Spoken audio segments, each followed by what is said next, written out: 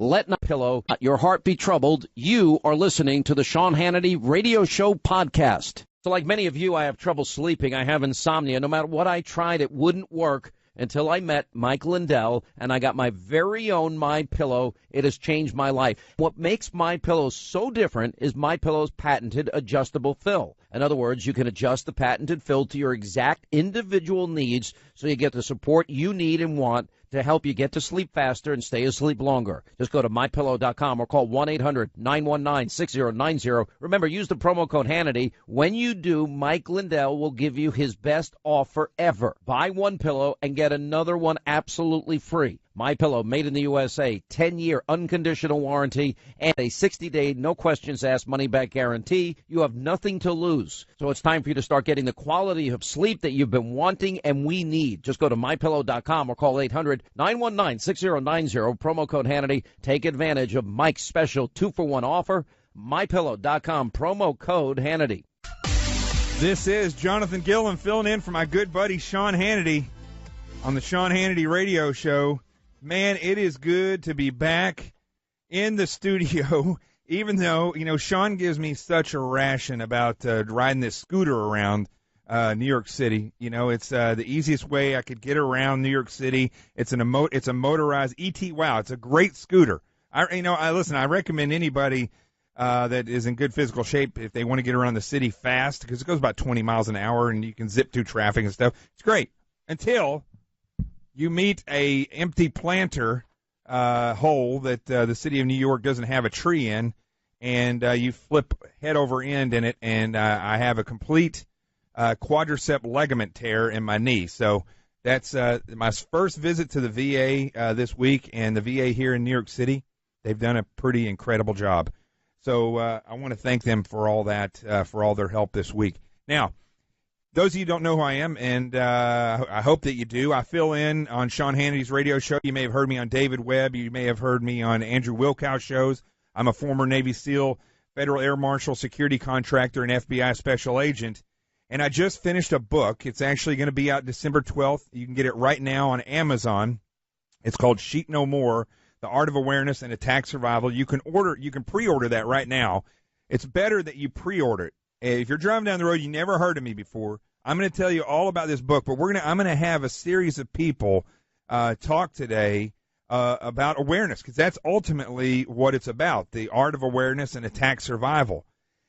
What I'm going to try to do today before you go on your Thanksgiving, hopefully many of you are driving to your family's houses right now and you're listening to this and you're already out of work.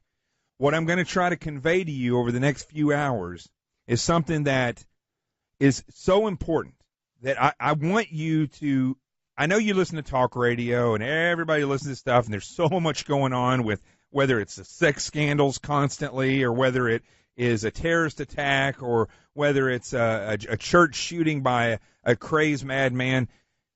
I'm going to tell you today, we're going to talk to several different people, and we're going to go over awareness and how you can actually forward think a lot of these types of attacks, and how you can do your own little target package on your life in different sectors of your life, so that you can then identify where these things would possibly happen. So, if you're a female and you're at a new job, or maybe you're an actress and you work in Hollywood, yes, there are conservatives that listen to this show that are in Hollywood. We know that.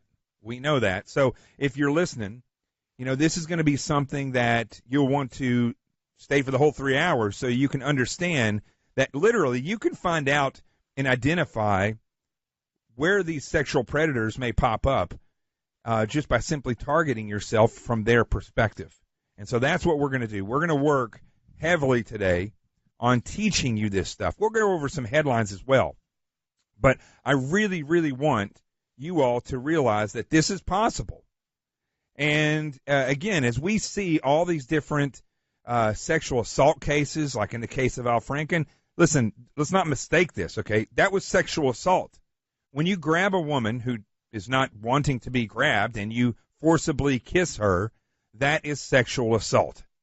And typically, unless there's no excuse for it, but you just figured she's interested and I'm going to go for it. And this wasn't a date. This was a rehearsal before they went on stage. So whether it's Al Franken or anybody else that's in the news talking about sexual assault or talking about unwanted advances, talking about, look at Harvey Weinstein and literally physical rape, you have to understand that you can forward think these things if you think you might be in that type of an environment. So let's just talk about this a little bit today. Let's talk about, and I'm going to take a ton of calls. If you want to call in and tell your story today, 800-941-7326, 800-941-7326. I want you to call in, and if you have a story, if it's short enough, I mean, we don't have the whole hour, 3 hours to tell your story, but I want to hear from you because I want to talk about not just the fact that these things have happened. That's what we talk about in the news. We talk about this happened to this person, this happened to that person. We talk about North Korea is a problem. We talk about Russia is a problem. We never, ever talk about how we forward think these things and how we prepare ourselves so that we don't have to get into this situation, how we can literally avoid the situation. You know, there's a movie about Churchill that's coming out, and on the commercial, there's an incredible quote from him, and I think I can get this right. He said, "You don't try to reason with a lion when your head is in the mouth of a lion." Might have said tiger, but it was either lion or tiger. And that's the truth. Listen, you don't wait until you're in the environment and hope that you react properly. So whether we're talking about these weirdos in Hollywood and Washington, D.C., whether we talk about crazed maniacs around the country or around the world, maybe you're on vacation somewhere else, whether we're talking about fundamental Islam attacking again and again, that's not going away. Whether we're talking, even, I'll put it to you this way, even if you're talking about how people in your job are trying to outmaneuver you for positions, and maybe they're doing some kind of deviant things. I don't want to use the word nefarious. I'm being told that I use that word too much. But whether it's nefarious or deviant, you can literally identify these things. It's time for the American people to stop being told that they'll be protected. It's time for the American people to stop accepting the fact that politicians want them to be dependent. It's time for the American people to realize that they can be empowered themselves. You can take care of yourselves. You can watch over yourself. Yes, you can watch over yourself. The way you do that is by understanding who, why, when, where, and how you could be attacked. And again, I'm not just talking about physical attack. I'm not just talking about sexual attack. I'm not talking about just simply about terrorist attack. I'm talking about all of them. I'm talking about any particular way that somebody can do something to you that is unwanted or in a capacity where they're trying to take something from you. So as we go through this, we're going to talk in just a little bit. I was going to hold this, but I've already announced it on social media. Elizabeth Smart is going to come on at 3:30 and talk. That alone, folks, that alone is going to be worth sitting through this show, because I watched her special the other night, and if you don't know about her, and I'm going to go over this again in a little bit, you know, when she was 14 years old, a madman came into her house and took her, and for 9 months, I believe it was 9 months, she was held captive. Yeah, 9 months. She was held captive by this guy, and a lot of terrible, awful things happened to her, but she was able to keep her mind and keep her wits about her. She admits there were several times where she could have gotten free, but she was not in the right mindset, as most people are, that could actually happen. So I want to talk to her about that, about if she could have changed her mindset, if there's something that she could have done as a young person to prevent this, if she thought it was possible. I remember being in Arkansas, 9 years old. 9 years old, and being very aware of the things that were going on. I often say, you know, it's terrible, but children who have divorced parents or a broken family, which my parents were divorced at a young age. My father died when I was 13. That those children see the world in a different way, and so they're actually more prepared. And this is no hit on parents who do a great job and stay together and who shelter their kids and give their kids love and attention. The problem there is that whereas you have a child that comes from a broken home, they may see the reality of the world and the potential of things that can happen. A child that lives in a good home will also have vulnerabilities. And those vulnerabilities could be that they just never, ever expect that could ever happen to them. So I want you to remember these key words. This is in my book, Sheep No More, The Art of Awareness and Attack Survival. It's on Amazon right now. You can pre-order it. I want you to remember these 5 key things that we'll talk about all day with all these different people. We're going to talk about personal level awareness. We're going to talk about citywide awareness. We're talking about the federal government and the country and awareness. Really, it's the lack thereof and how we can get this. But remember these 5 criticalities. Critical areas, critical times, vulnerabilities that can be exploited, attacker's avenue of approach, and the overall spectrum of critical assets. All right, so critical assets, critical areas for those assets, critical times for those assets, the vulnerabilities that can be exploited for all those by the attackers, and the attacker's avenue of approach. I want you to think about all of that as we go through this today. So we're going to take a break real quick. Hey, you know how I love hearing great American success stories and sharing them all with you. Well, our favorite T-shirt, underwear, sock company, Tommy John, well, that's one of them. Now, Tom Patterson grew up in a small town in South Dakota. After college, he had a successful career. He was selling medical devices on the West Coast.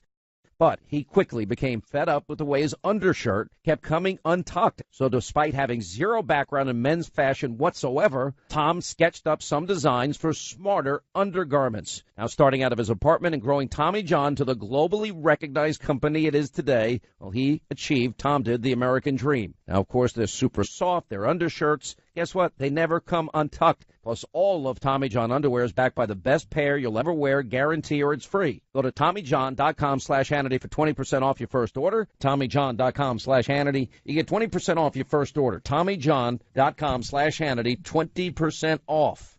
That's TommyJohn.com/Hannity.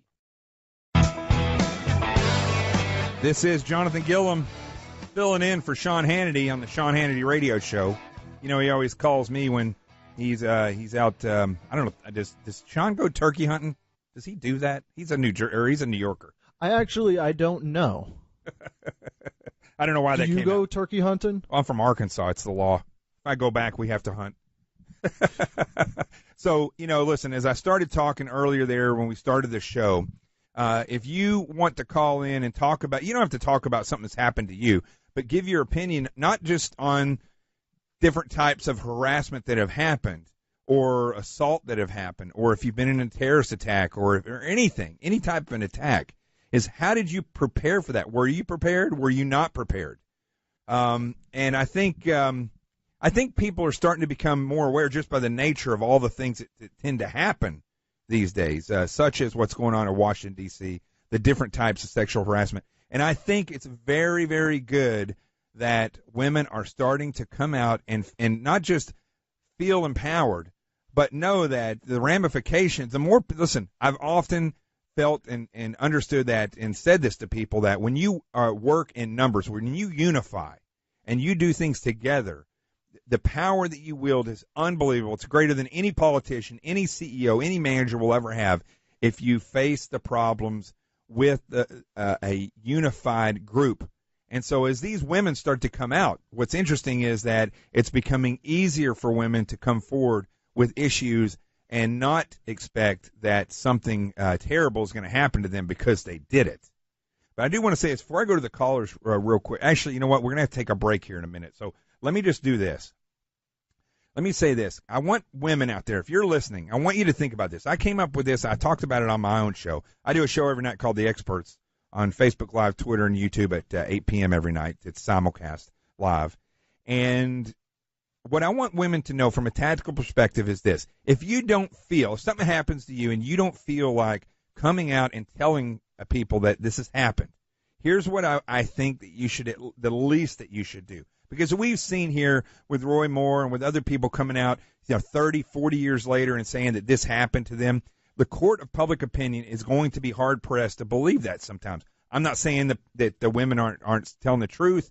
I don't know. But what I can tell you is that in order to protect yourself and your word, if you write down what happened to you in your own legible writing, sign it. If you have a witness, get them to sign it, date it. I mean, if you have newspaper clippings or something you could put in there as well, that's fine. And then mail it to yourself. And that way, and keep it sealed. Make it go through the United States Post Office so it has a date and time stamped on it. And so when you get that, you put it in your drawer. And when you feel it's time to come out about this, now you have your own account of what happened from that point in time. And I think that's going to protect you, and not just you in your workplace, but in the court of public opinion, because I hate the fact that women get questioned when they come out about this stuff. It also, if this was the common thing, it would also protect people that are being accused. This is Jonathan Gilliam filling in for Sean Hannity on the Sean Hannity Radio Show. We're going to be right back, and we're going to have an incredible interview when we get back. Don't forget, go get my book, Sheep No More, The Art of Awareness and Attack Survival, at Amazon right now.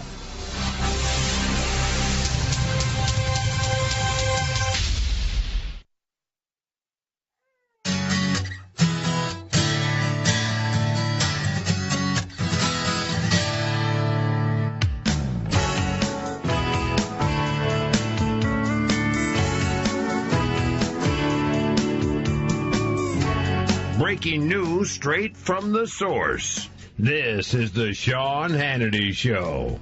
This is Jonathan Gilliam, your good buddy, your Navy SEAL, former FBI agent, your resident host for SiriusXM Patriot Channel. And then when Sean needs me to come over here and host for him, I come over and host for him as well.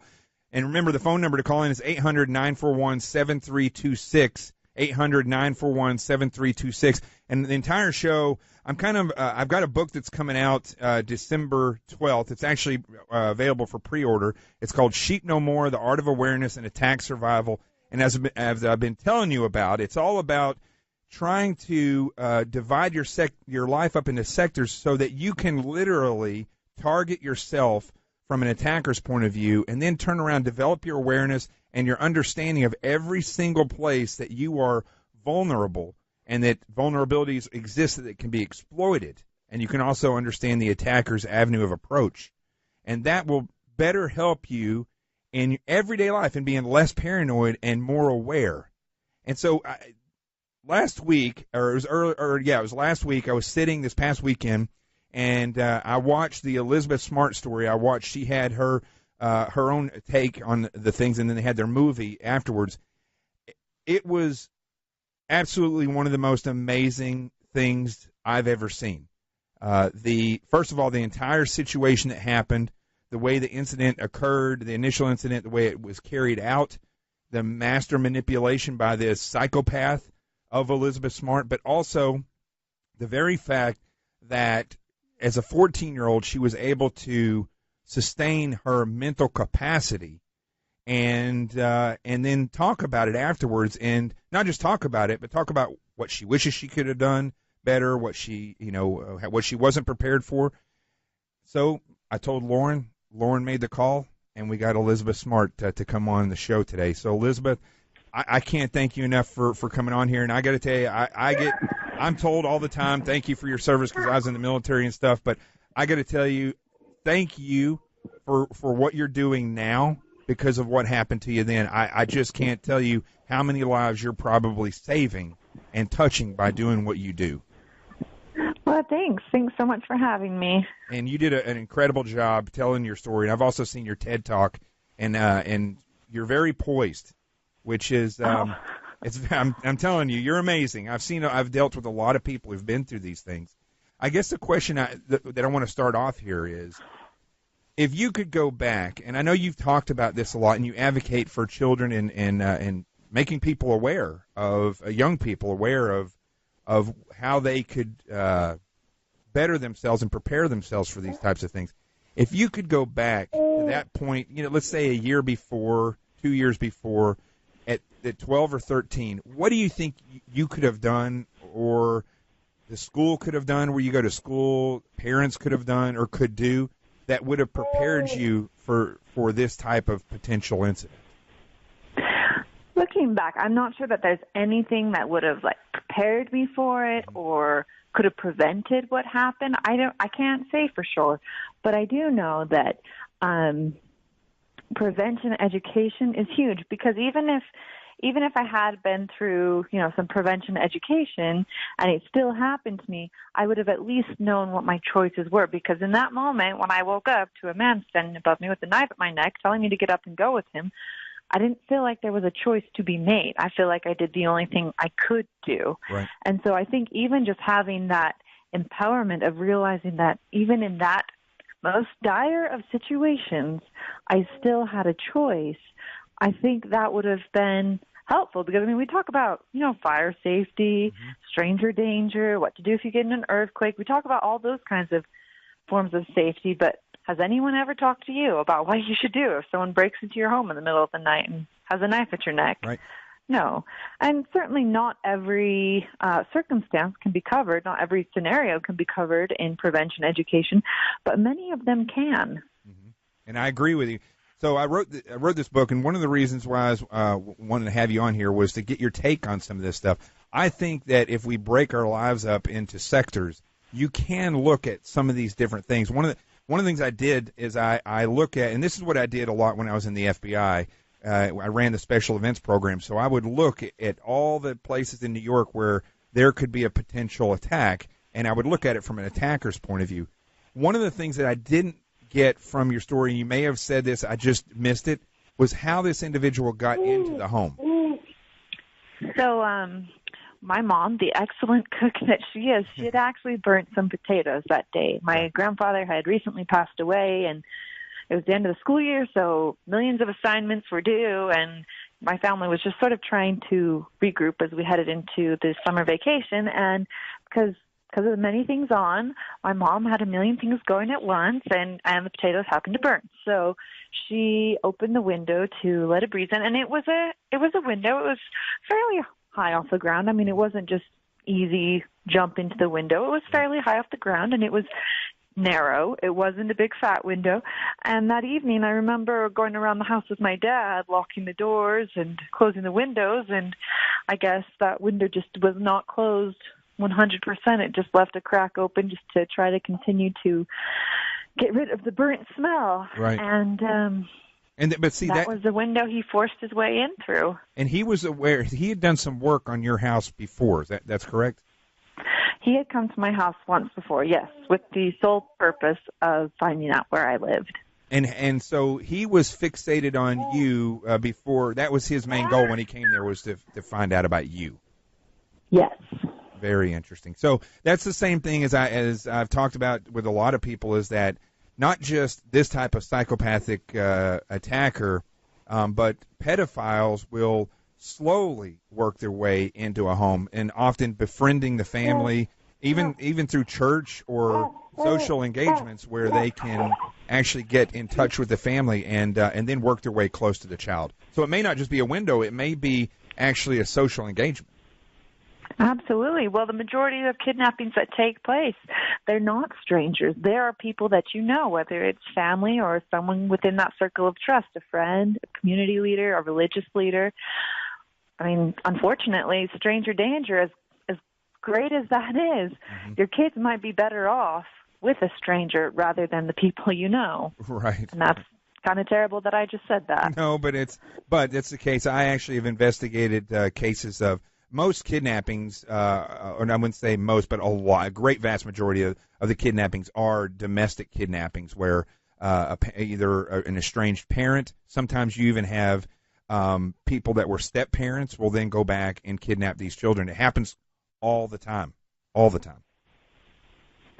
that's the scary thing. I think that's why it's so important that we do have prevention. We do try to approach this from every side, every angle possible, through home, through church, through school, and not just think, we'll teach them this when they turn 10 or when they turn 12 or 8.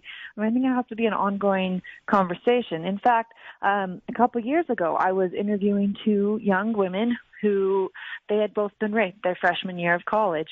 And because one was by a boyfriend and the other one was by a friend, neither one of them knew to call what had happened to them rape. Right. And that's always stuck with me. So my foundation, the Elizabeth Smart Foundation, we've started something called Smart Talks, where we are working with universities to come in and have a open, frank conversation about exactly what rape is, what sexual violence is, where it can come from, how it affects you, how your body reacts, how your mind reacts, and hopefully where you can turn to for help. We just had our first one. We had it at BYU in Utah, and we had about 1,000 people show up. Wow. And I think that's that's right there proof of how needed this is, how much interest there is in it. Yeah. And I can't help but say that all these women, these strong women that are coming out and lowering these sexual allegations that you see on television, whether it be Hollywood or D.C., they're adding to the strength of women and just people in general to say that, this has happened to me,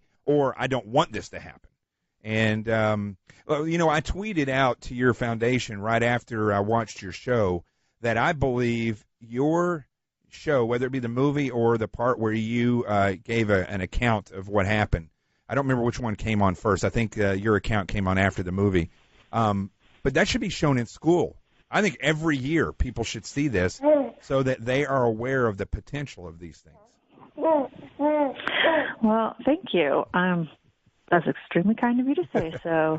But it's I'm important. very proud of it. Yeah. But it is very important. I mean, whether it's watching my show or just having these frank, open conversations, because every now and then, there'll be a high-profile case that'll come to the media, and we'll all talk about it for a minute, and then it'll kind of die away as soon as the next big story comes along, and it just kind of gets forgotten by the wayside.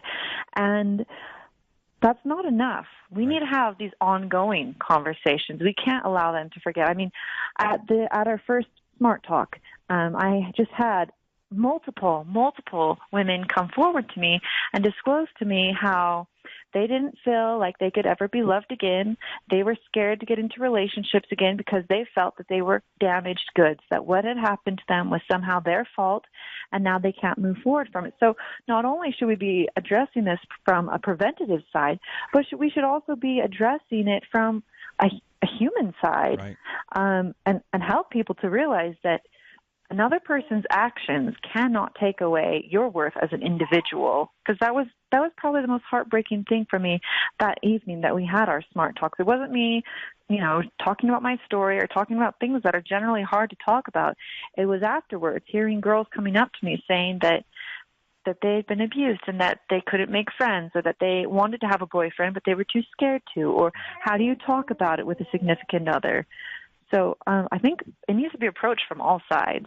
How did you do that? I noticed one thing also in your show was that you didn't appear as a victim. You appeared as somebody that had a traumatic thing happen, but you didn't look at it from a victimized standpoint. I found that fascinating. And when you talk about how now you're married and you have kids, how you were able to date. How did you keep from going into that victim mindset? First of all, that is my son in the background. That's all right. No, he's got plenty to say. Don't mind him.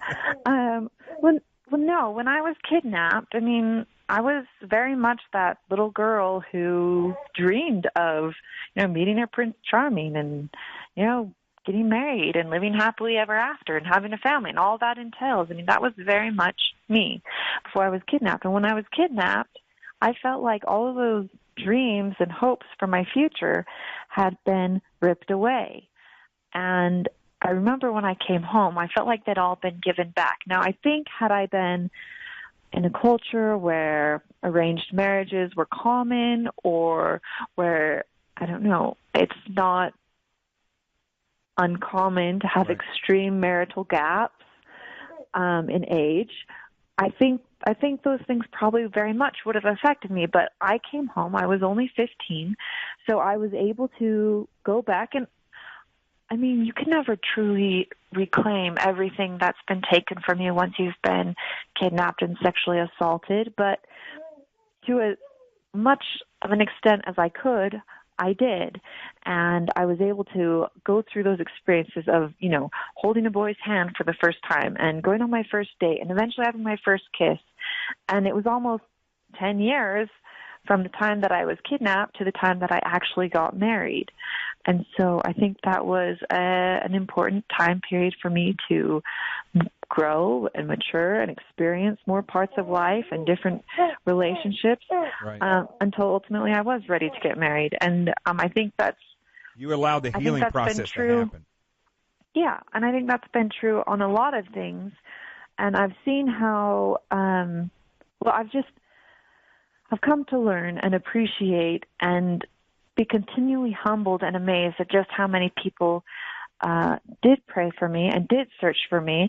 And as I was able to heal and grow, I realized that this is something that I can do to say thank you. And not only to say thank you, but something that I feel very strongly about, very passionate about, that I want to see change happen, because I know how terrible it is to be kidnapped. I know how terrible it is to be sexually assaulted and abused. Right. Listen, unfortunately, I gotta cut it there because we have to go to a break. But I will have you back on any show that I'm hosting, and I want to get a copy of my book to you as well. And so I'll be in touch with you. Okay, sounds great. You got it. And also I want to tell everybody that your book is coming out as well, Where There's Hope. It comes out in March, and they can follow you on Instagram and Facebook. And again, Elizabeth Smart, I can't thank you enough for all you're doing for the young people out there. We appreciate it. Thank you so much. God bless. Have a great Thanksgiving. This is Jonathan Gilliam filling in for my good buddy Sean Hannity on the Sean Hannity Radio Show. Call-in number is 800-941-7326. That's 800-941-SEAN. I'm going to be taking your calls for the next 30 minutes, all right? So I want calls. I want to know. You don't have to tell me your story, but I want to hear from people. If something happened to you, what would you have done differently to prepare yourself for this? You don't have to give me your name. And if I just want to hear some more information. I want everybody else to hear it so we can be more prepared for Thanksgiving. We'll be right back here in just a minute. If you haven't gone out and ordered my book, go to Amazon and get Sheep No More, The Art of Awareness and Attack Survival. And remember, I do a show every night, 8 p.m. Eastern Standard Time on YouTube, Facebook, and Twitter. It's called The Experts. Right now, you're going to be the experts. Call in.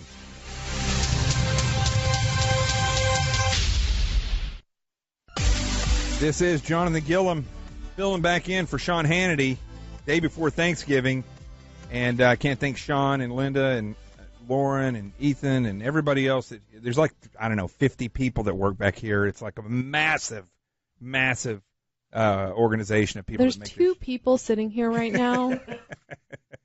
Well, yeah, okay, so there's two. I'm just trying to make it, seem like it's a well-oiled machine. I'll give you that. Out of all the teams that I've ever worked with, this is the type of place. I know this sounds like I'm kissing up, but they have me on here anyway, so I don't have to kiss up anymore. It's the type of place where you want to come to work, and so many people that work in different environments in the entertainment industry or whatever, in news and media, they don't necessarily look forward to coming to work. And I think a lot of it starts with Sean. It just works its way down the way that everything is set. If you're a manager and you're out there listening to this, you need to stop for a second and think, why do people not like you? I'm not saying, first of all, you need to find out people don't like you. If you're a manager, probably people are not going to like you. Either you're a good manager, which there's always going to be people that don't like you, or maybe you should start setting the example and help people want to show up to work. Listen, I'm kind of getting off the subject here, but that's the case. Everywhere I've ever worked, and I've worked in 4 different federal agencies, 1 state agency, it's and now working in different entertainment. I keep saying entertainment. It's really news and radio, but it's really entertainment. But so I tell you what we're going to do. I was saying we're going to go to some calls today, and I want to start with let's start with Mark in Lancaster, Pennsylvania, because not only women, there's all this talk about women who are being sexually assaulted in the news, or that these things are going on. We got to realize this can happen to other people. Down in Tampa, there's been several men killed by this serial killer. So this can be something that happens to men as well. So, Mark, you say you were jumped. What exactly happened? Well, sir, good afternoon. I was stationed in the Republic of Korea at the time. I was based out of Seoul at Yongsan there on main post. And we didn't have a lump room in all the barracks, so I got put downtown. I had an apartment. So one night, I got off work about 2 a.m. I'd been getting ready for an IG inspection all day, so I'd been up since like 4 in the morning. I was tired, walking back to my apartment, and all of a sudden, Korean gentleman steps out in front of me, asks me for my wallet, and I wasn't going to give it to him. So he, Next thing you know, he tried the cordial approach at first. Would you please give me your wallet? Yes. Go ahead. Yeah, I wouldn't say he was exactly polite. He's pretty straight to the point. Right. I told him basically not only no, but hell no, and get out of my way. And then I got hit from behind. So the next thing you know, I was on my face, and there's several people there using me for a soccer ball. So this was a group of people. Yes, sir. Yeah. So I was pretty fit. Back then I was in my early 20s. Worked in the motor pool. I could yank a winch off in front of one of those 5-ton trucks back then. I was quite an animal. And all I thought was, these guys are going to kill me for my wallet. Right. So even though I had taken Kung Fu for about a year and a half, I had martial arts training, I worked out and sparred all the time. All that went out the window. And all I knew was, these guys are going to try to kill me. So I went animal. I knew I was fighting for my life. Mm-hmm. So I was able to, and to this day, I couldn't tell you how I got back on my feet, and I just started pulling at them, punching at them. I gave them everything I had. It was just pure animal survival. And I got one of their ears, and it wasn't pretty, right? But I guess from them screaming and yelling because I was wailing on them, they took off. And I think the only reason I survived was because I didn't hold anything back. So let me ask you this, Mark. So you were in the military, I guess, correct? That's why you were there? Yes, sir. So thank you for your service, first off. And do you think that even in the military, I think this is something that people think because, I was in the military as well, that force protection is just going to be something that we automatically know that you're not going to be put in harm's way. But, like you said, you were put off base.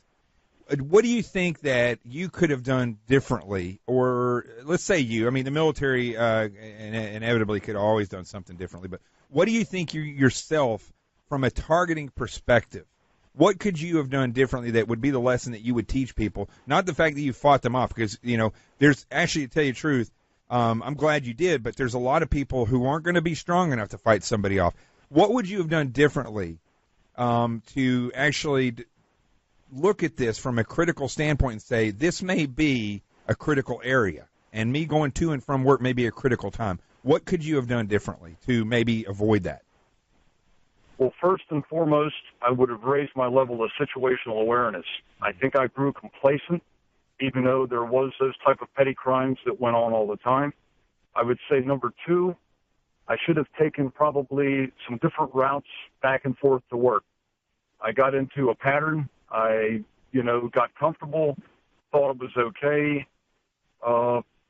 And it just, as soon as that individual stepped in front of me, I should have been aware that there may have been somebody behind me. I was tired, I was run down, but I let down my guard, and I set up a pattern. And I think that's what set me up to be attacked.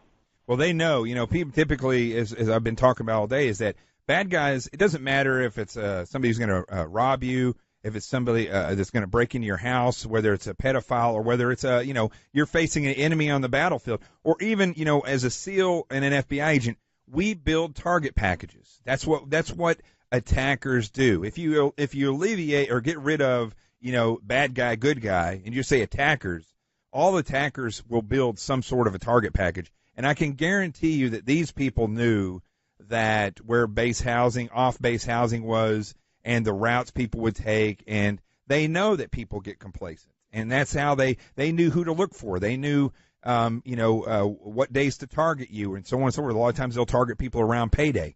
So, yeah, you're absolutely right. Complacency is one of the most biggest self-imposed vulnerabilities that we have as a human being. You don't see antelope on the plains of Africa hanging out with lions and being complacent. They're always on alert. Absolutely. Yeah. Well, listen, I'm glad that you made it through that, and thank you for sharing that, and letting people know that, how important this complacency issue is. And God bless you, and thank you for your service, and have a great Thanksgiving. Let's go to Colleen in Wisconsin.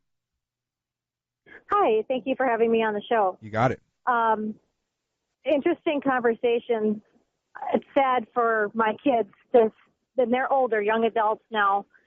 But I've always made them quite aware to be responsible, especially my daughter. Now, my sons know how to respect women, but my daughter knows how to respect herself. Mm-hmm. And I think I'm going to put the pressure now on women for once, because you're not hearing this enough. I think women need to take responsibility of themselves and their bodies. We want to be equal to men. Well, to be equal to men, you're not going to get it, because we're completely two different creatures, right? Two different types of people. And I look in the workplace, and I remember in the 80s when I was young, a guy coming up to me, hey, Toots, banging his hand on the counter, wanting my attention. And I looked at him firmly, and I said, you want service, you will call me miss or ma'am. And he knew right then and there I meant business. Mm-hmm. I think the sad thing today is with Hollywood, what they're depicting women to be and become are really sad for my kid, my daughter, for one. How can she measure up to that? And do I want her to measure up to that? I mean, do I want her to feel that she gets empowerment by sexual looks and what she says, or to look perfect? I almost kind of wonder in situations like the ones that are being called upon. Now, not all of them, and I'm not talking about the ones that were kids being offended by these sex offenders, or by someone like Al Franken when someone's asleep. I'm talking about, I want that job. I'll do anything to get that job. Right. What are these women doing? I want to hold them accountable too. You want to be respectful or get respect, to dress respectful. Don't be dressing like you're walking the streets. I mean, we got to start holding ourselves accountable as women as well. I mean, that's important too. I mean, I don't like to defame someone. You have to look at all counterparts here. Mm-hmm. You got to take it apart and say, okay, what are we doing? If we want to change the culture, we're going to start looking at ourselves. Yeah, see, that's, and how are we going to change the culture? It's interesting because on the other shows that I've hosted as well, I'm getting more calls. I'm not getting any calls from men saying what you're saying, because quite frankly, I don't think men are going to put themselves out there to be slaughtered if they said that. It's interesting because the calls I've gotten from women, they are saying that more and more, that not saying that people in the way that they dress, that they ask for it, but especially with the case of people in certain career fields where they identify, like Harvey Weinstein was known for this. And yet they still allow themselves to be put into that position instead of trying to maneuver. Or why did that woman allow that Al Franken to touch her butt or touch her breast for that pose, for that picture? Did it give her empowerment? Like, there's going to be more press out there for me if I do this? I kind of think, okay, maybe you're in the wrong, women. You're in the wrong, because what you're allowing is wrong. Yeah. And what you're allowing my daughter to think is acceptable, or any young women out there that thinks it's acceptable, isn't. Yeah, let me get what you want. Let me say this though about Leanne Tweeden. You know, I think she gave ample warnings to Al Franken, and then Al Franken came on strong. The other thing, when she was asleep, I don't care if you're a comedian or not, that's unacceptable, and that's no excuse that I'm a comedian. You know, I do agree with you that women should be aware of the positions that they're putting themselves in. I don't know about the dress and all this stuff. I'm not somebody who can judge somebody based on what they're wearing and stuff. And I truly believe that no matter what somebody is wearing, it doesn't matter if they walk into in an area and and somebody feels the need to demean them or have power over them. That has nothing, really, the truth is, has nothing to do with what they're wearing. If somebody is going to do that, they're going to be that kind of person that's going to catcall or hit on or not just ask somebody out, but continuously go after somebody to the point where they have to get, for instance, a restraining order. I mean, that's the fact is that awareness is key all the way around in all of this. And if we are aware, and you're aware of your surroundings, and you think like an attacker, you're going to be able to determine who these people are. Ultimately, that's what's going to, and then you'll know how to act, not just react. This is Jonathan Gilliam.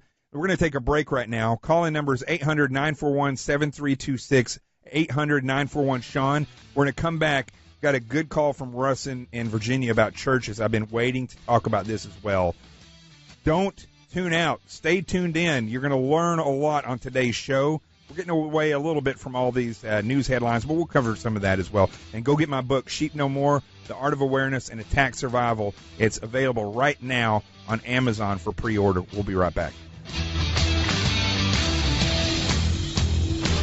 The land of the free, because of the brave. It's the Sean Hannity Show.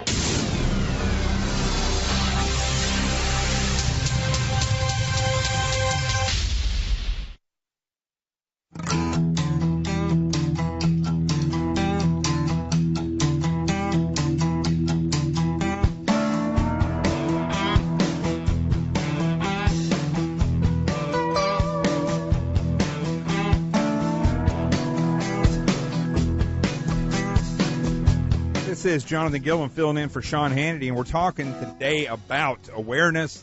And with all these different things going on, terrorist attacks, sexual assaults, all these different things, I felt it was important, especially before Thanksgiving, the holidays, to come on and talk about awareness. And real quick, because I'm not going to have very long before another break, let's go to Russ in Virginia to talk about the church security. Go ahead, Russ. What's your question?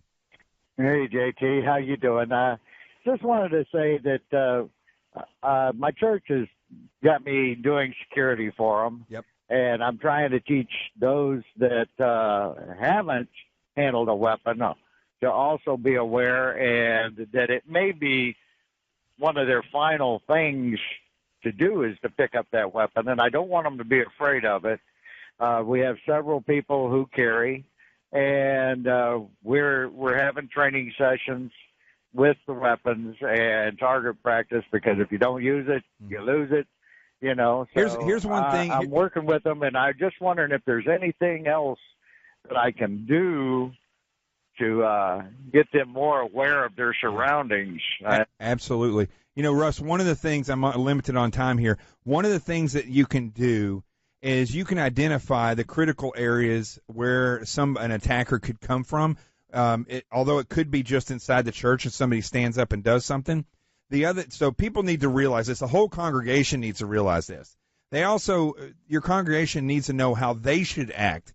Just simply lying on the ground is not going to cut it. If somebody comes in there and they start shooting and they're able to get off rounds and then they start to reload or they hide, it's time to fight or escape and evade. Evade means you're going to go from cover and concealment to cover and concealment until you can work your way out of that. The other thing I would really highly recommend is that you all purchase airsoft guns similar to the pistols that you all have, and then set up some role players to come in there and have some role-playing scenarios where they can actually draw the weapon and shoot at the person coming in with the airsoft gun. And that is huge. You are not going to believe how big that is when it comes to actually getting the mindset that you're going to need. The other thing is, a good friend of mine owns Veterans Manufacturing. That's vetsmfg.com, and he's got backpacks that have ballistic shields in them and all kinds of different things. And you can go on there. It's vetsmfg, vetsmfg.com, and you can put in this code. You'll get a discount. It's JTG10. But I would recommend that, building the awareness, and then also practice, because not just target practice, but actually shooting when you're under stress, and you can do that with airsoft and actually have a good outcome. Remember, awareness is the key in all of this.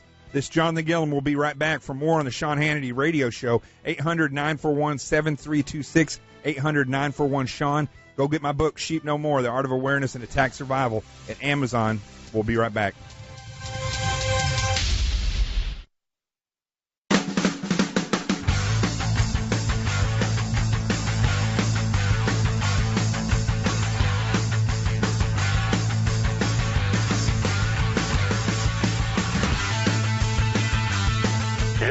Talk to Sean Hannity? Check him out on Twitter. You can find him under @SeanHannity. This is Jonathan Gilliam filling in for my buddy Sean Hannity on the Sean Hannity Radio Show. Calling number is 800-941-7326, 800-941-SEAN for those of you who like to spell numbers. I always like to say that's my little thing. Spelling numbers. Why people spell that. We don't have rotary phones anymore. I don't even know why. Anyway. People like to have options. So here, we've been talking all day about awareness and how important it is. I'm calm when I talk about it because I deal with this stuff a lot, right? So you're not going to hear me getting all amped up in these stories and telling this stuff because I've dealt with this stuff. And the FBI, when I ran the special events program, sounds like I'm putting on parties. That's not what it was.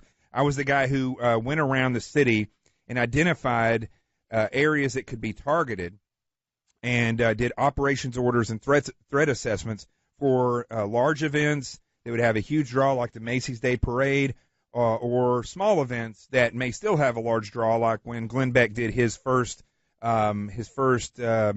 it was like almost like Facebook Live, but it was on the internet. It predated the Blaze, and it was right next to Times Square. So I was constantly evaluating things from an attacker's point of view so that I could identify the critical areas that they would attack, the critical times for those areas, the vulnerabilities that they would exploit, and the attacker's avenue of approach. And that's what I want you all to continue to concentrate on, and what the critical assets are that they will be going after. Right. So if you are the facilitator in a mall, or you may be looking at the food court as a critical area, and of course there's going to be certain times when that food court is full. Those are critical times. If you work in a high-rise building, your air conditioner may be the critical asset that they're wanting to attack because they're wanting to maybe somebody wants the day off. I don't know. It's not always that nefarious. But let me just tell you this. The next guest that I have on here, he's joining me now. Mason Wells, unbelievable. So you're an author. Left Standing is the miraculous story of how Mason Wells survived. And you're not even going to believe this when I tell you. The book's called Left Standing. He survived the Boston terrorist attack, Paris terrorist attack, and the Brussels terrorist attack. So first of all, I don't know if you want to go into your career field now where you're at. I don't know if you're allowed to do that. Oh, yeah, we can go into that. Okay, so you're in the Naval Academy. Yeah. So you've been screened to make sure that you're not with ISIS. Yeah, I submitted my background check, if that's what you're asking, yeah. Okay. Yeah, so I'm just joking with you there. But okay. I will tell you, this is pretty interesting that you happen to be at all these places. Now, what particular – was it just random circumstance that you happen to end up at these things? Were you running the marathon in one? Were you a spectator in another? So I'll go into that. So with Boston, my mom was actually running the Boston Marathon in 2013. Yep. And me and my dad were heading back towards the finish line, actually trying to find her because she finished the race before we got back there. And we were about 50 to 70 meters away when the first bomb went off in Boston. Afterwards, when the attacks in Paris happened, during the Charlie Hebdo shooting, I was actually in Rouen. And then during the Paris bombings, I was actually in Cali. So I was outside of Paris at the time. I can say that being over there left me with a lot of reflections about, these sorts of events, why God allows these things to happen, why do bad things happen to good people, those sorts of questions. And then with Brussels, I was about 10 feet away when the first Brussels airport bomb went off. Wow. That's just listen, there's certain things that you can't say that's a coincidence. I don't think this is a coincidence. I think the fact that you were so close to these, hopefully he's doing this too so that you can tell the story about this. Well, yeah, there's certainly a lot of things that I've learned. And we did screen the building today, right? There's we locked it down. Okay. Extra heightened security. Now, as long as you're right next to me, you're fine. No, it's definitely left me with a lot of questions. Most people don't experience one terrorist attack, let alone multiple bombings, right? And I've definitely contemplated what that means for me. Ultimately, this book and what we wrote and what I wrote gave me a chance to put everything out there and to share my story and to provide a little bit of hope to people. And that's why I did this in the first place. Let me ask you this. Was there differences in the atmosphere before and after the attack happened for each place?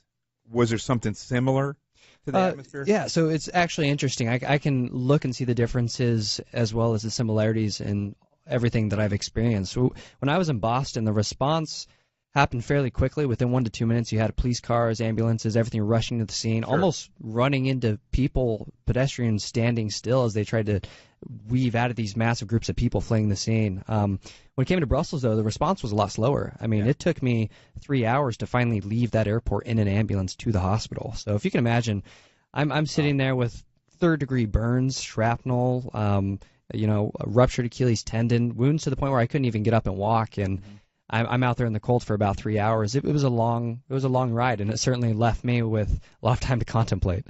So, and where were you during the Paris attack?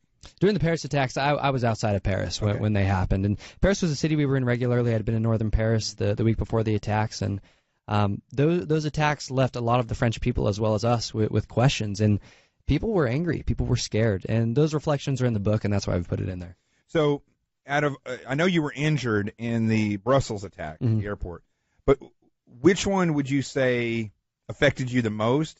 Did they all affect you in different ways? Well, yeah, and Boston, I think, definitely shattered some of that innocence that I had about the world, right? I was 16 at the time, and I was really confused as to what was going on. Once I realized it was a bomb, that was scary for a 16-year-old. Right. By the time Brussels came around, You're like, damn it. I just said I had accepted, and this isn't a good thing, but I kind of accepted that terrorism just happens wherever you go, and that shouldn't happens be where you go. That's for sure. Well, it shouldn't be the new normal, right? It shouldn't be the new normal. And when I got to Brussels, actually being severely injured, it made me realize that there's definitive good and definitive evil in this world, and the people that perpetrate these acts of violence, they're evil people, and we have to stand up to that. Here's something that I want you to take to heart in this, because I've studied this quite a bit, and it was part of my field when I was in the FBI.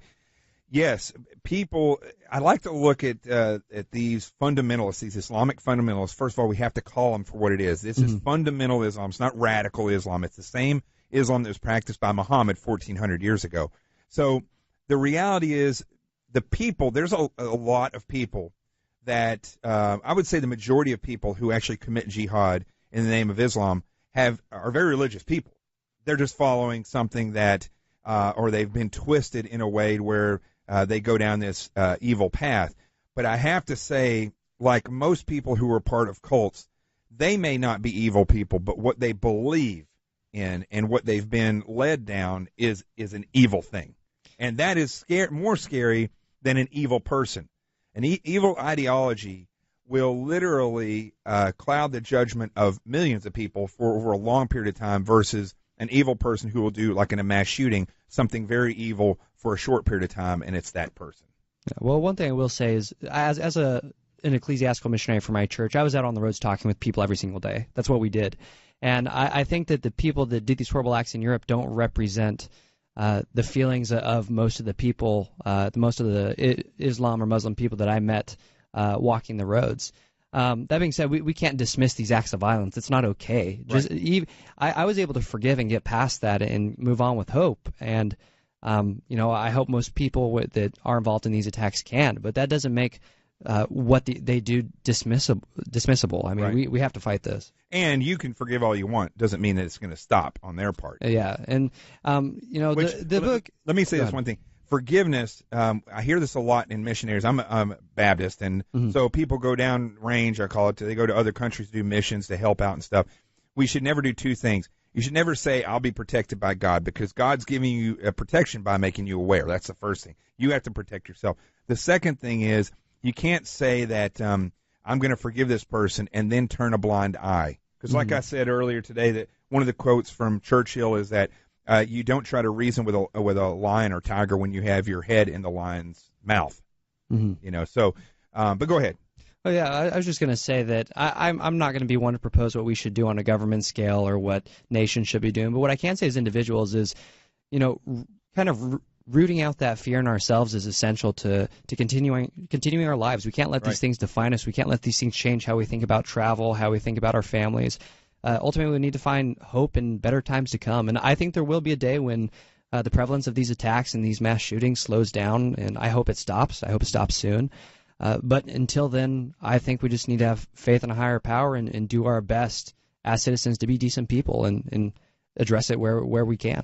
Now, let me ask you this. I don't disagree with you there. I mean, that's the way you're not a victim, is by you continue to keep that mentality. People do need to be aware, though, that there are people that wake up and their sole goal in life is to do bad things. Those people. I agree. There's people. If you had to, and I asked Elizabeth Smart this just a little while ago, we're being inundated by Utahians. Is it Utahian? Utahns. So if you had to go back, or if you had the chance to go back and educate yourself from before the first attack up through the third one, what is something that you would have done to make yourself more aware of the potential and the area that was so critical where these things happened? Because one thing about the attacks that you were involved with is that I could identify in my in my career as a targeting expert, I could clearly identify the end of the Boston Marathon where they weren't doing sweeps, they were allowing backpacks. I could say that in Brussels the attack happened at the arrival, not the departure. Correct? Yeah, it happened at the check-in lines. Yeah, there were large groups of people before security. Yeah. Right. So there's and security is this fake thing that we think once you get past security you're going to be safe, but they think anything around security is going to be safe. That's not necessarily true. But what are the things that you could have done to increase your awareness that people need to realize? Oh, I think one thing is realizing when you're in a large group of people and doing your best to, if not stay on the edges, just plan accordingly, right? Just being aware of the kinds of people that are around you. Right. If there's and this goes for a lot of different things. When we were in France, we had a lot of manifestations. They're pretty much riots and protests, and those kind of erupted out of nowhere sometimes.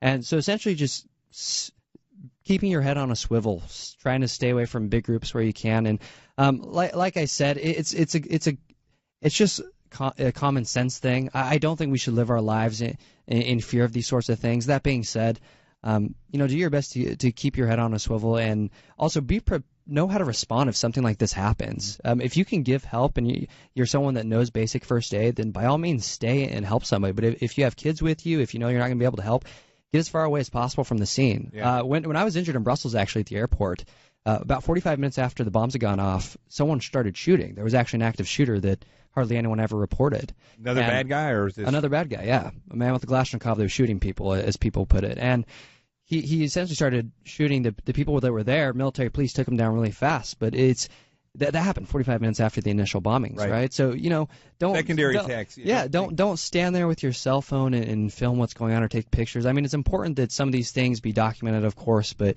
if you can't help or that it's not practical for you to help, get away. Get yourself in a safe spot. It's interesting. Well, a lot of the stuff that you're pointing out is not just individual, but citywide level thinking, right? So like in Boston, there could have been more screening beforehand.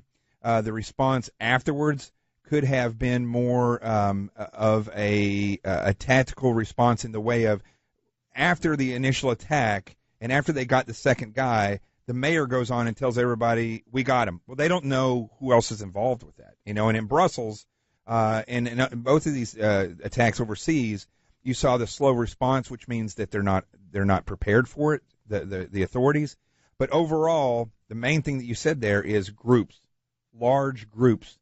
There needs to be a better way that the cities mitigate these large groups, and the individual can do that by trying to stay out of those large groups. Yeah, and again, I'm not gonna propose anything on like a state or a. You will though when you graduate from the Naval Academy. You'll be proposing a bunch. Yeah, hopefully a little wiser too. Ultimately, I think that we can go a long way to making all of this better by just being decent people, by being aware of the people around us, by being sincere, by taking the time to invest in other people's lives. Mm-hmm. And then if we can root out some of this anger and this hate, obviously it doesn't make what they did permissible, but rooting out that anger and that hate, that starts with us, and I think that's important. I agree with you. My take on it is I want to be like Peter in the Bible where, I'm a rock, but a little bit more of an aggressive edge. It's called Violence of Action. But listen, I can't thank you enough. Everybody, you need to go out and get this book. Mason Wells, the name of the book is Left Standing. Unbelievable story. He was in Boston, Paris, and Brussels attacks. Thank you very much, my friend. Can't thank you enough. And be safe. Yeah, thank you so much for having me. And exit the building quickly. We'll be right back. This is Jonathan Gilliam filling in for Sean Hannity. Call-in number is 800-941-7326. We'll be right back. Bold, inspired solutions for America. This is the Sean Hannity Show.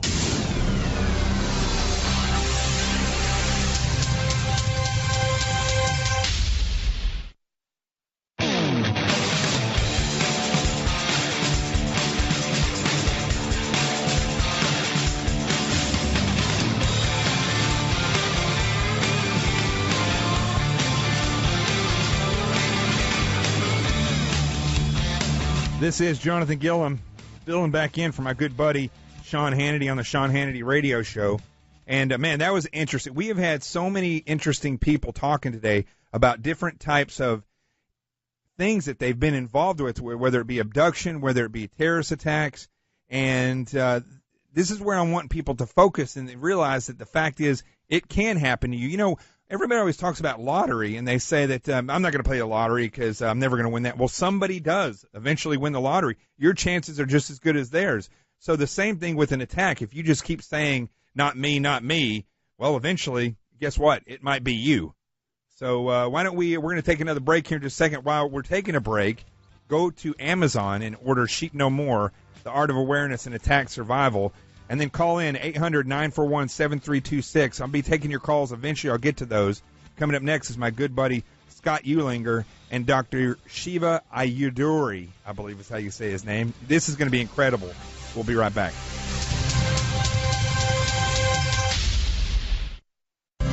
This is Jonathan Gilliam filling in for Sean Hannity on the Sean Hannity Radio Show on radio stations all throughout the universe. I believe they even have them on other planets and locations throughout the galaxy. I don't know. That's what I've been told. So next, who I'm going to have coming up now is my good buddy Scott Eulinger and Dr. Shiva Ayyadurai. Scott Eulinger is a congressional candidate for Pennsylvania's 5th District. He's a former CIA operations officer and co-host of the podcast, The Station Chief. You can find him on Twitter at The Station Chief. And Dr. Shiva, as he's called, a.k.a. Dr. Shiva, is a Massachusetts U.S. Senate candidate running against Elizabeth Warren. And I can't thank you guys both enough. So, Dr. Shiva, you know, I had you on David Webb's show with me the other day, and you just said in passing that you invented email and when you were at MIT, which is very interesting because Scott Eulinger used to work for the CIA where they read all our emails. So that's interesting. That's right. Yeah, the CIA was reading that while I was creating it. Yeah, I mean, I actually did it, believe it or not, before I came to MIT when I was a 14-year-old kid in a small medical college in Rutgers University. You guys probably remember in the old days, remember the secretary had the inbox, outbox folders? Right. Remember the old pneumatic tubes? I converted that to the electronic form, called it email, got the first U.S. copyright, and wrote 50,000 lines of code before I came to MIT. But that was the first email system. Wow. We're not talking about text messaging. Wow. Yeah. And, Scott, you're running for, I'm sorry, I said this wrong, Pennsylvania's 15th district. I think I said 5th. It's 15th That's right. district. That's right. The incumbent congressman decided to follow the path of Flake and Corker and not seek re-election because he's basically blocking the Trump agenda. Yeah. Well, let me ask you. So the reason I want to have you guys on together is because I know you, Scott. I talked to you, Dr. Shiva, last week or 2 weeks ago, and you both are not establishment people. You are both individuals who are experienced free thinkers and who have the big three things that make up wisdom, which we have none, and it seems like in Washington, D.C., that's knowledge, understanding, and experience. And you all are leaders in your field. How do you – I guess the question, Scott, I'll start with you. When you go to Washington, D.C., and you will be there, what do you feel like is going to be your biggest hurdle? Because you're really going to be in an environment that is not an environment of your peers. Yeah, that's correct. I mean, I think the job number one is going to be to do my best by the people in my district and basically fight a lot of the corruption that we see all around in forms of, the deep state and what's going on now with, the ongoing saga of Uranium One and, Fusion GPS and things like that. The people are just tired and they want the swamp to be drained. You have to start somewhere. So I'd like to start with things like that. And what about you, Dr. Shiva? Well, it's interesting. In Massachusetts, if you look at the facts, Massachusetts was rated the lowest in public integrity, which means the best in corruption, the third highest than the national average in opioid addiction, and the worst infrastructure. And if you look at that, that was all brought to you by, the parties of Elizabeth Warren, the Never Trumper Republican Charlie Baker, and Mitt Romney. And all Harvard graduates, by the way. And what's fascinating is Harvard doesn't pay a single dollar in tax. And one of the things we've been asserting really hard is that Harvard is fundamentally a $45 billion fake university pretending to be essentially it's a hedge fund. That's what Harvard really is. It's a fake university, which is actually a hedge fund. So, and on the flip side in Massachusetts, for every 17 skilled job openings, only one person is skilled. And so what you really created, or what these guys have created in Massachusetts within the swamp is a lot of educated people, quote-unquote educated people, who are unskilled to take on the 21st century. So the biggest thing we want to do is unleash low-tech schools here. We want to ensure that we really start skilling America and really recognize that down the street is where all the nerds are. 33,000 businesses came out of MIT, $2 trillion in revenue for the entire nation in terms of annual revenue being generated. So it's time that everyday working people, blue-collar, high-tech blue-collar workers, everyday people actually run this country, and that's what our campaign is about. So with that being said, that's a great segue into this is how do normal blue-collar people run for office? Is there any way that they can do this and not have to subscribe to the establishment mentality?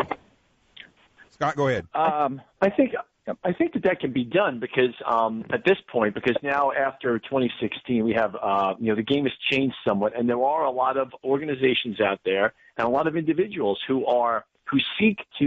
believe in the message, they believe in the president's agenda, and they're willing to support candidates who are willing to go against the establishment and support that agenda. So it's never going to be easy, but I think for the first time, in many a year, regular people, citizen politicians, and blue-collar candidates are going to be able to find sources of funding to basically ensure the will of the people is followed. So, and go ahead, Dr. Shiva. One of the things, if you look at historically at many of the major phase shifts in American politics, has always been technology. Roosevelt, it was radio. Kennedy, it was TV. I don't really care for Obama, but he used social media, Trump, Twitter.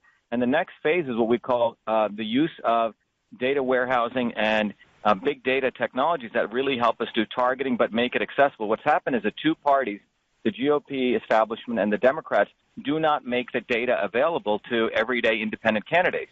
That's how they control the entire process of quote-unquote democracy in this country. One of the things we're doing, given that I got the 4 degrees from MIT, started a bunch of companies, we've created an infrastructure that we're running to use in our campaign that's innovative technology. Part of what we want to do is we want to make that technology accessible to all independent candidates. It's really going to come down to leveling the playing field. The iPhone has leveled the playing field. Smartphones have leveled the playing field. It's going to come through technology, enabling everyone with very little money to compete with the big guys. And that's what's going to get very, very exciting.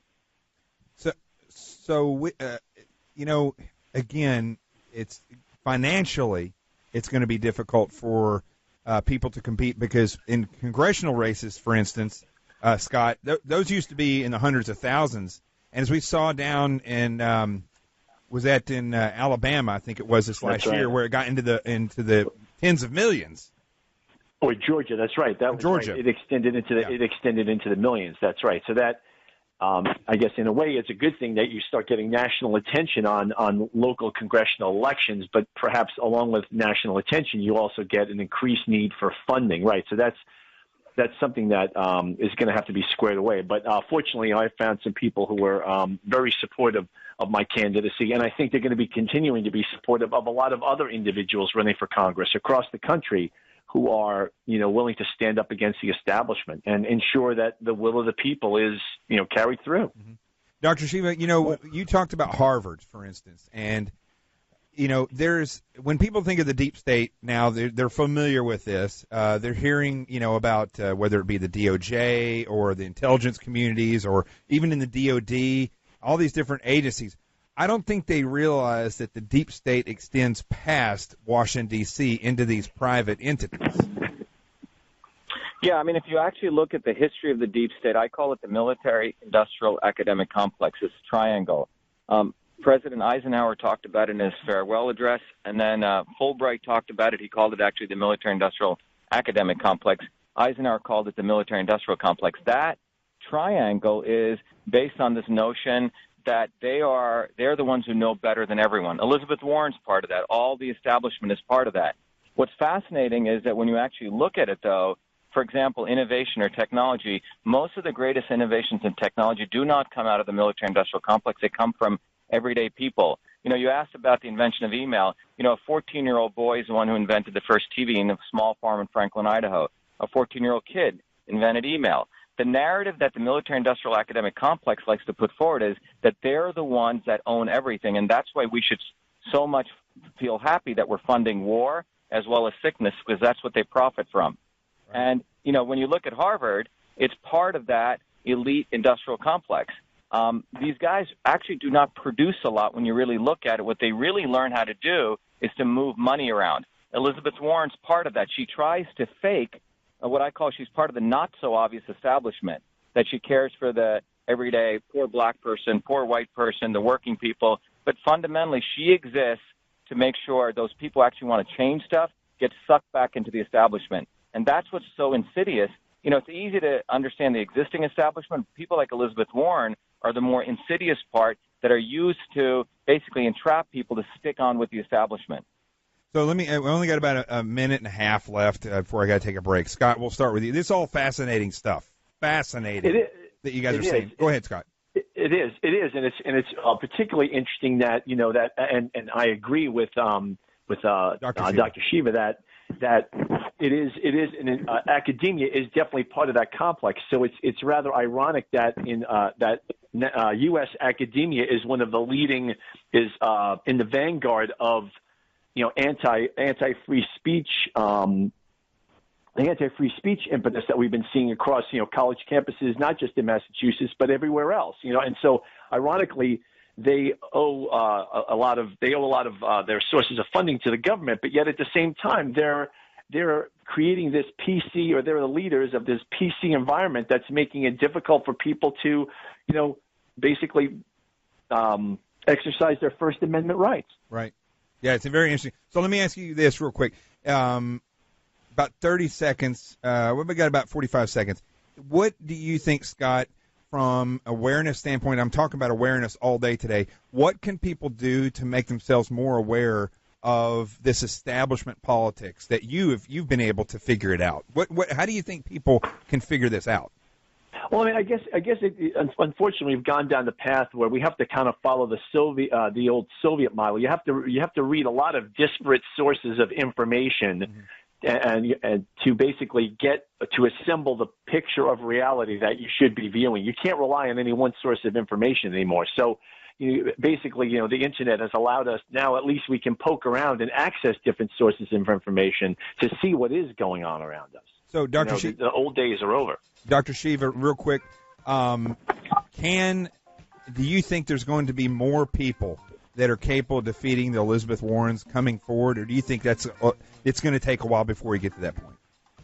Well, in Massachusetts, I'm the only one who actually wants to defeat her and is capable of defeating her. I've put in about $1.1 million of my own money. But more importantly, we're creating a broad-based movement. And I think to your earlier question, the biggest way that people can really understand truth from lies is to look at a central principle that nature operates by. Nature is decentralized. Nature never likes to centralize things. And when you start looking at politics and policies, are they for centralization of power, or are they for decentralization of power back to the people? It's one of the best ways to start a lens that gives us really the ability to understand truth from lies and the establishment versus the people. Look at how nature operates. Wow. That's it. I'm telling you what, I couldn't ask for two better guests. Hey, listen, God bless you guys, and good luck in your candidacies, and I will always be there to support both of you because you're outside of the box. Scott Eulinger, congressional candidate for Pennsylvania's 15th District and former CIA operations officer, and Dr. Shiva Ayyadurai, a.k.a. Dr. Shiva from Massachusetts, running for U.S. Senate candidate against Elizabeth Warren. Get her out of there. Thank you, guys. God bless you. Have a great Thanksgiving. You got it. You got it. I'll put your stuff out there when we come back. This is Jonathan Gilliam filling in for Sean Hannity on the Sean Hannity Radio Show. Go get my book, Sheep No More, The Art of Awareness and Attack Survival. Follow me on Facebook. Go friend me or like me on Twitter. And let's get this conversation going. We'll be right back. Good to be back in here day before Thanksgiving. Hope you guys are safe as you drive down the road and you're listening and increasing your awareness. I felt it was important to come on here today to get this one shot as people would be driving. I knew a lot of people would be traveling today, or it's their last day at work and they're coming home. And I couldn't think of a better time before the holidays to really try to train your mind in the reality of what's going on in the world, is where the threats are. They're all around you now, but you don't have to be paranoid.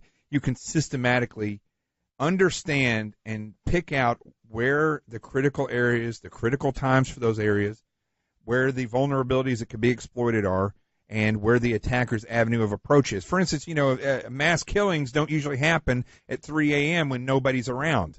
But you go to an outdoor concert in Las Vegas surrounded by tall buildings where a sniper could shoot down. That's an easy, identifiable, critical area. And that time is critical when that's happening. And I think if promoters, if law enforcement think this way, they'll be able to actually identify where these things could potentially happen, and then they could go and actually mitigate these vulnerabilities, such as putting spotters or counter snipers on top of buildings. I don't know why they didn't have that, So this is something that we can actually do. Everyday people can do this. You don't have to be in the military or a SEAL. You don't have to be in law enforcement. You can do this yourself. And I know this has sounded a little bit like an infomercial today, but it's not. Honestly, I wrote this book, Sheep No More, The Art of Awareness and Attack Survival, and so that I could get it in the hands of every American, because I want the people in this country to be empowered. It's gone too long where we've been dependent, where we've been convinced that law enforcement will be there. They may not be there, but you can identify where the attacks may come from and how to mitigate the circumstances. It's Jonathan Gilliam. I'm going to come back and take some of your calls, and I got a couple good little stories to tell you about awareness. So stay tuned. Go get Sheep No More, The Art of Awareness and Attack Survival on Amazon right now. We'll be right back.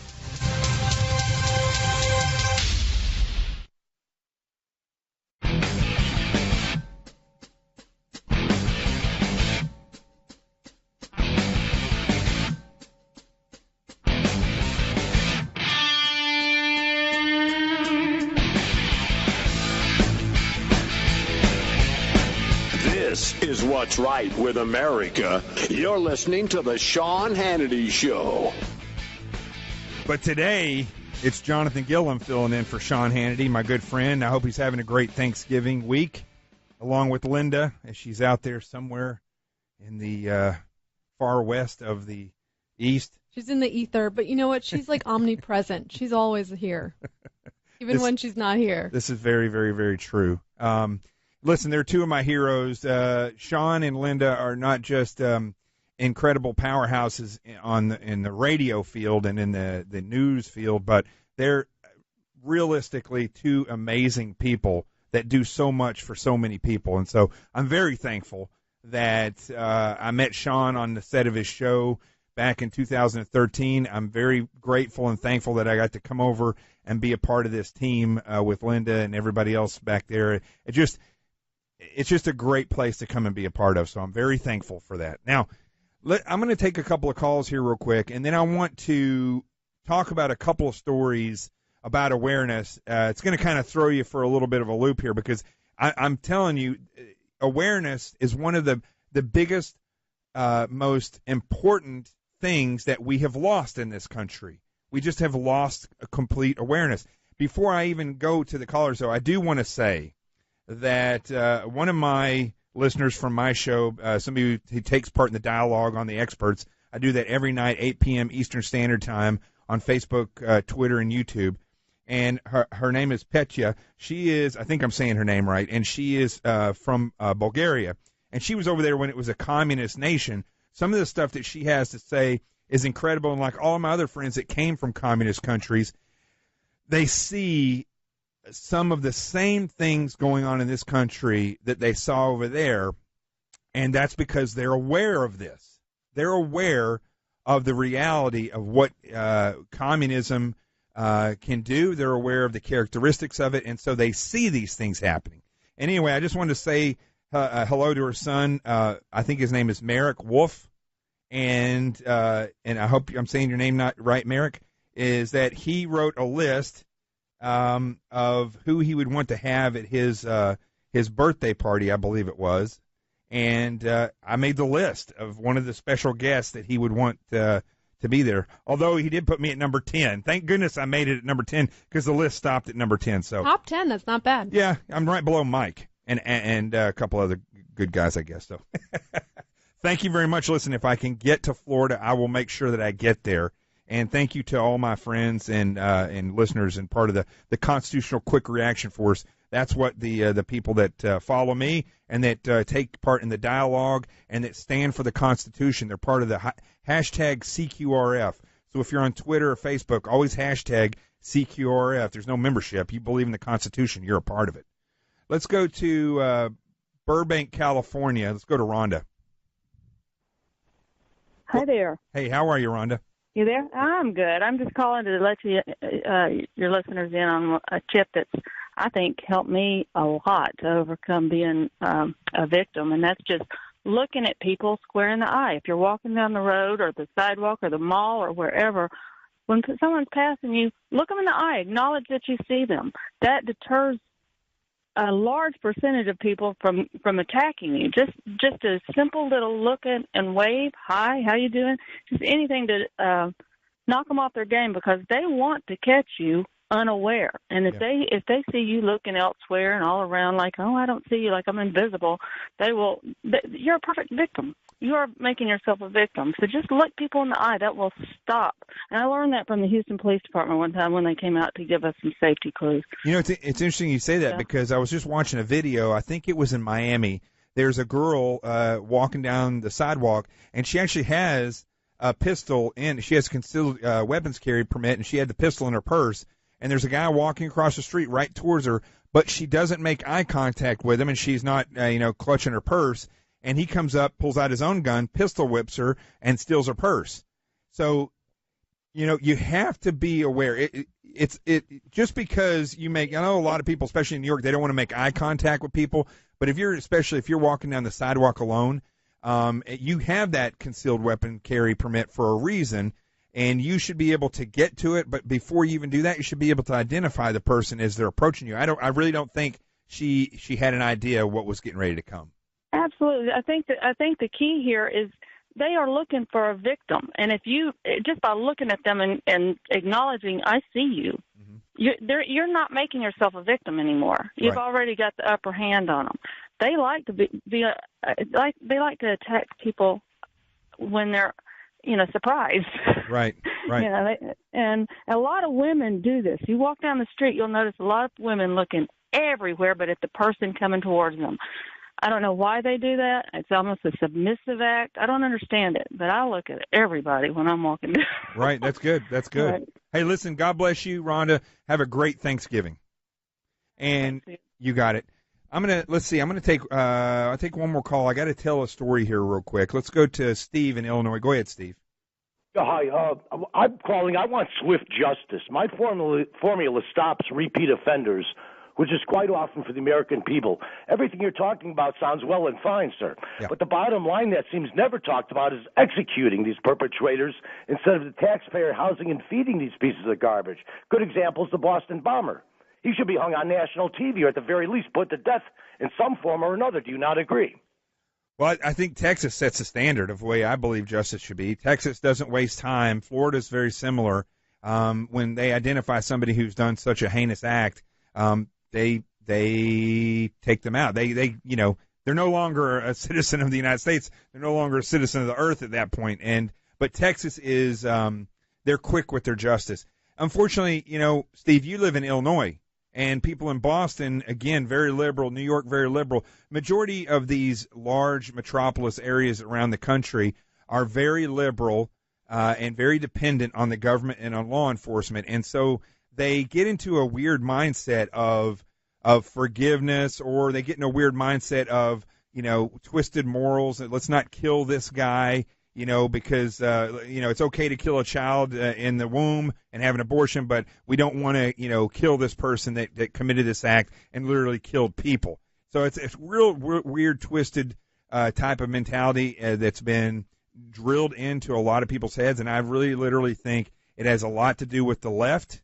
And it has a lot to do with the larger cities. You don't see this in the more rural areas in their way of thinking. The United States should be united, though.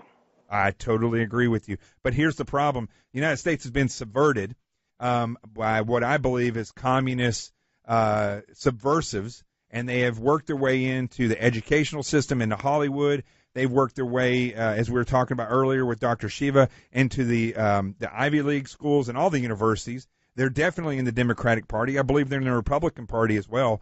And that's a big problem, is that most people are just not aware that communism is still a real thing and that subversion is a real thing. They're just not aware of it. And all this stuff, Steve, is just a way to divide us ultimately. Thank you very much. You got it. And God bless you. Have a great Thanksgiving. So real quick, before we go to a break here in just a minute, I want to tell everybody this real quick story about awareness off the topic of being attacked. But here is something, again, in this book, Sheep No More, The Art of Awareness and Attack Survival. You can actually use the techniques that I teach in this book to go far beyond just avoiding an attack or being aware of where your threat is. You can also, if you're in a very dangerous job, or if you have certain aspects of your life that may be more dangerous, you can identify those areas by looking the same way of where you're vulnerable, what these critical areas and critical times are. And in the case of my Uncle Fred Goodall, who is one of the most amazing preachers and amazing men that God ever created up in northern Arkansas, and everybody that knows him would say this, he is an amazing, amazing man who grew up thinking he was a horse, finally decided he was human, and decided to become a preacher. And they got stories about him thinking he was a horse when he was younger. But he and his wife have been looking after his grandson. I think it's his great-grandson, Lucas Goodall. Lucas was 11, or is 11, and this just happened within this month. My uncle and Lucas were out cutting down some trees on their property, and my Uncle Fred Goodall had taught Lucas at 11 years old how to use a chainsaw. He bought him a smaller chainsaw so he could practice on this thing. Again, teaching empowerment to the children, teaching them how to be aware, teaching them that they are capable, fully capable. So he bought him a smaller chainsaw that he could practice on this thing. They go out, they're cutting this tree down, and unfortunately my uncle, he's in his 70s now, still charging hard. I think he's starting to believe he's a horse again now in the 70s. The tree collapsed and fell off and fell onto his leg, crushed his leg. And he was trapped under this tree. Little Lucas, who's been, was trained by my uncle how to use a chainsaw, put his little chainsaw down and grabbed the big chainsaw and cut the tree off of my uncle's leg. Now, he didn't stop there, because once they got a hold of, I don't know the story about how they called for help, but the ambulance could not get down the road because of this tree, I believe is the way I was told this. And so Lucas helped clear the road with the chainsaw. 11-year-old kid went the distance and literally saved my uncle's life. Now, unfortunately, my uncle lost his leg. That's one of the reasons why I went out and got injured. I didn't want him to feel like he was all by himself in this. So now I'm in a brace, and now I think they're going to put actually a horse leg on where he had his other leg. So little Lucas, I got to tell you, I salute you. I think that I salute my uncle and my aunt and the way that you all have taught this young man to be empowered, and it shows. It shows. You can start children from a very young age on how to not just be respectful, not just be well-behaved, but you can teach them how to be powerful at a very young age by giving them the tools. And in the case of my uncle, he started Lucas off with a smaller chainsaw, made him aware of the dangers of it, made him aware of the power of a chainsaw and how to use it. And when it came time for him to be tested, it wasn't like my uncle was sitting there saying, okay, I want you to cut a V knot or a V notch in here, and I want you to push, This was, he had to do this or my uncle was going to die. And he picked up the big chainsaw and he acted. And that's the whole premise of this whole book that I've written, Sheep No More, The Art of Awareness and Attack Survival, is that ultimately you, your children, your daughters, your sons, your grandsons in this case, your uncles, your clergymen, your entire congregation in your churches, the people that are in college, even congressmen, congresswomen, senators, even the President of the United States, Mr. Trump, if you're listening. you can be aware and you can be empowered. And when this is the case, what's going to happen in this country is that you're going to see things start to change. Politicians aren't going to be able to lie to you like they have before because you're going to be aware of what the reality, what's effective thinking. You're not just going to give them the tool or the handouts and say, go save this country, because that's not going to happen. You're going to be able to identify areas where, on a daily basis, whether it be your home, your commute to work, whether your children are going to school or homeschooled, whether you're going out to eat or go to some type of a music concert in a stadium and arena, or maybe you work in a tall building, maybe you work in a mall, you'll be able to identify, and you should be able to identify, whether you get this book or not, you should be able to identify where the threats are, what times these threats are the highest, the vulnerabilities that can be exploited, and the attacker's avenue of approach. All this awareness, if the American people start to embrace what they've been given and are thankful for their freedom and realize that, yeah, you kind of have to earn this freedom. You kind of have to earn your place in life. If you start to realize this and you become aware and empowered, you're going to be a force multiplier for a police department.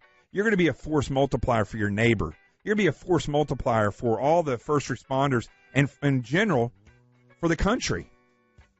So it's time for the country, for a citizenry to start serving. And the way you do that is by gaining awareness, becoming empowered, and stepping up every day to help each other out.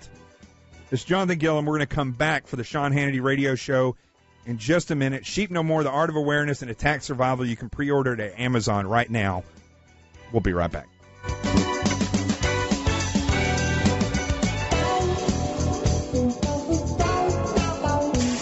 Breaking news today and tomorrow. Don't miss one day. This is the Sean Hannity Show.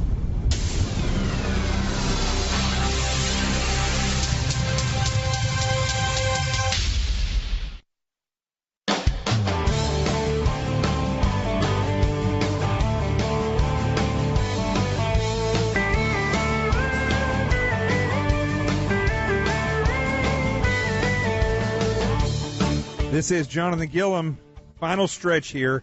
I just want to tell everybody thank you. Thank you again for having me on. Have a happy Thanksgiving. And remember, folks, I've been talking about awareness the entire show. It is up to you to be a force multiplier in this country for everybody. And go get this book, Sheep No More, The Art of Awareness and Attack Survival. I promise you, you will not regret it. Give it to everybody. It makes a great birthday present, Thanksgiving present, Christmas presents, New Year's.